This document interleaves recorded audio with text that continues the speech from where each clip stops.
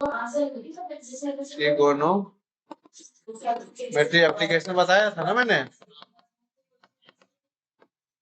उसमें बताया था ना कि एंगल ऑफ एलिवेशन कैसे निकालते, जैसे एक टावर है ये, ठीक है, यहाँ से यहाँ पे देखना है टावर, यहाँ से देखना है किसी को, यहाँ से देखना है, यहाँ पे क्या है, आंख है, ठीक है, यहाँ से देखना है उसको, तो यहाँ से देखेंगे तो क्या करेंगे, सर को उठाएंगे, एलिवेट करेंगे, तो इस लाइन को क्या बोलते हैं, इस एंगल को क्या बोलते हैं, angle of elevation, angle of elevation बोलते हैं, ठीक है, और इस लाइन को बोलते हैं line of site, line of site, बताए थे, ठीक है।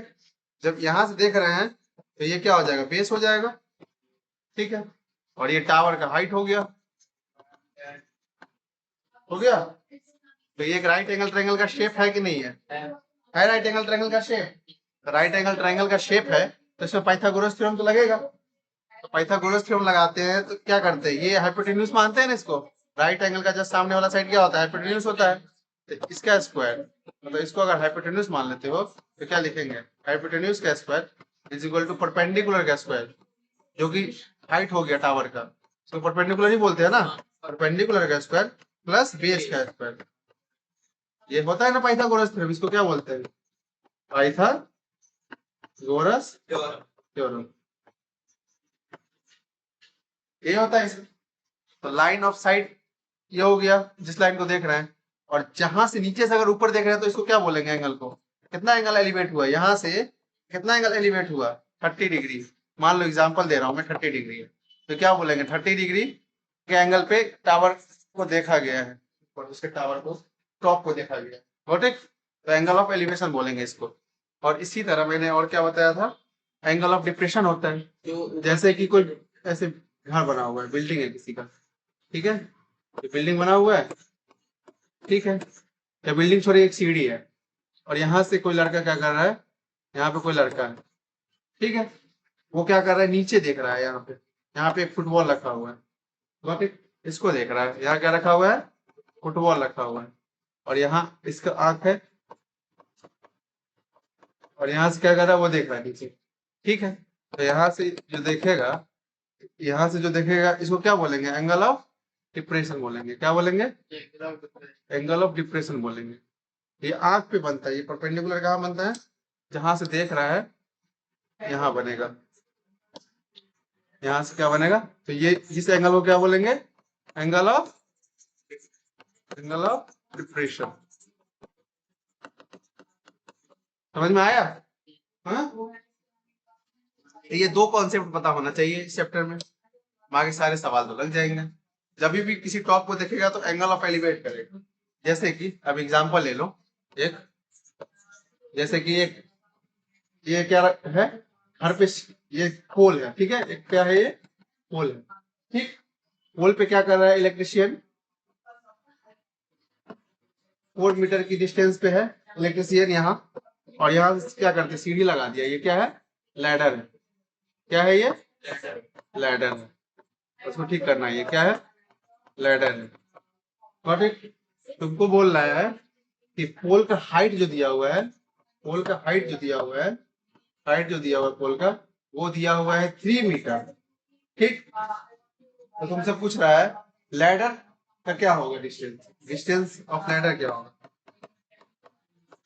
डिस्टेंस ऑफ, और ये भी अगर मान लो ये एंगल दे दिया हुआ है 60 डिग्री पे है, मतलब ये एलिवेट किया हुआ है इसको 60 डिग्री पे, ठीक है, और ये अगर नहीं दिया हुआ है मान लो, और ये नहीं दिया हुआ है, मतलब कितने दूरी पे ये नहीं दिया हुआ है, गॉट इट, और तुमसे पूछ रहा है कितने दूरी पे है ये पोल से, पोल के ये फुट है ना, पोल का ये फुट है, फुट से ये सीढ़ी का फुट, ये कितने डिस्टेंस पे है, ठीक है, कितने डिस्टेंस पे वो पूछ रहा है, डिस्टेंस ऑफ पोल पूछ रहा है पहले, ठीक है, और दूसरा क्या पूछ रहा है, पहला डिस्टेंस ऑफ पोल पूछ रहा है, दूसरा पूछ रहा है distance of foot of pole to foot of ladder, ये पूछ रहा है, मतलब ये डिस्टेंस पूछ रहा है सेकंड में, ठीक है, तो कैसे बनेगा बताओ? ये और एलिवेट कितना एंगल कर रहा है? ये 60 डिग्री पे एलिवेशन है, ठीक है, एलिवेट करके रखा हुआ है सीढ़ी। तो कैसे बनेगा ये बताओ, कैसे बनेगा ये? तो ये बताओ, ये तो 3 दिया हुआ है ना, ये पूरा 3 दिया हुआ है और ये निकालना है, तो कौन सा फॉर्मूला में परपेंडिकुलर और ये क्या आ जाएगा? बेस टेन थीटा में आता है ना, tan 60 degree is equal to क्या हो जाएगा? पी क्या है यहाँ पे? 3 है, बेस कितना है? एक्स है, यही है ना। तो टेन 60 डिग्री कितना होता है बताओ? टेन 60 डिग्री कितना होता है? √3 होता है, is equal to 3 upon x. Cross multiplication करेंगे, एक्स √3 इज इक्वल टू क्या आ जाएगा? 3। एक्स इज इक्वल टू क्या हो जाएगा? 3 अपॉन √3 होगा, ये होगा कि नहीं होगा? अब इसको सॉल्व करेंगे तो क्या आ जाएगा? इसका रेशनलाइज करेंगे, डिनोमिनेटर को करेंगे ना, 3√3 नीचे कितना आ गया? 3 कैंसिल आउट हो गया, √3 आ गया, एक्स का वैल्यू कितना आ गया? √3, मतलब ये √3 डिस्टेंस पे है, ठीक। उसके बाद आप चाहे तो पाइथागोरस थ्योरम से भी निकल सकता है, नहीं तो कौन सा फॉर्मूला लगाए? साइन लगाएंगे तभी बन जाएगा, कॉस लगाएंगे तभी बन जाएगा। समझ में आया? तो क्या लगाएंगे?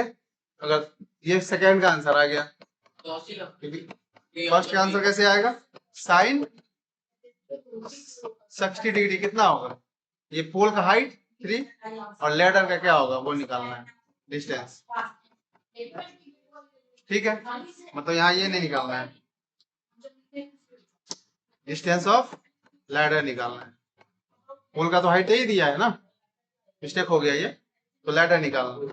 तो क्या हो जाएगा? साइन 60 कितना होता है? √3/2 होता है, 3 ये है ऑलरेडी, लेटर का निकालना है। इसको मान लो, अगर लेटर का हाइट L मान लो, बस इसको L सपोज कर लो, सॉल्व हो जाएगा। ये होगा कि नहीं होगा?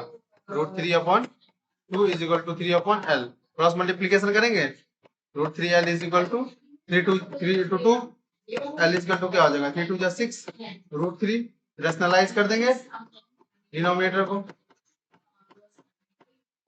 तो क्या हो जाएगा? 6√3 नीचे में 3 आ जाएगा, 3 2 6 कैंसिल आउट हो गया, मतलब क्या आ गया? 2√3 मीटर। मीटर का हाइट कितना हो गया? 2√3 मीटर। ये कितना आ गया? 2√3 मीटर हो गया, यही बनाना था। समझ में आया कि नहीं आया? सो बोलो, आया?